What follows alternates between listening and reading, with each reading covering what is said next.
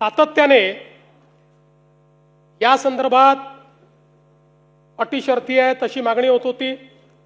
आज जवळपास आमच्या रणधीर सावरकरांच्या नेतृत्वात महायुतीचे सर्व आमदार मला भेटले आणि त्यांनी सगळ्यांनी मागणी केली की ही 50,000ची अट तुम्ही काढून टाका। त्यावेळी त्यांनाही मी आकडेवारी दाखवली।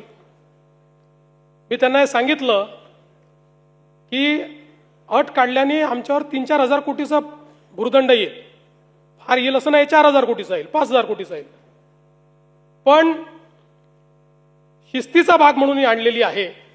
त्यांना दाखवलं की समजा 1 लाखापर्यंत नेली तर 2 लाख शेतकरी असे राहतात की ज्यांच्यावर त्या ठिकाणी त्यांना याचा फायदा मिळत नाही। पण तरी देखील सगळ्यांचं मत होतं की 2 लाख शेतकरी का सोडतात।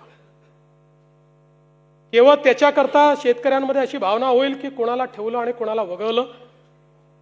त्यामुळे मी आर्थिक शिस्त सांगत होतो आणि ते लोक मला हे सांगत होते की आपण व्यापक विचार केला पाहिजे आणि शेवटी लोकशाही आहे, त्यामुळे लोकशाहीमध्ये त्यांचा व्यापक विचार मी मान्य केला।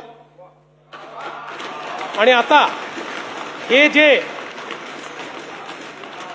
महात्मा फुले कर्जमाफी योजनेतले जे लोक होते ज्यांना 50,000 रुपयापर्यंत आपण म्हटलं होतं त्यांनाही 2 लाखापर्यंत कर्जमाफी झाली।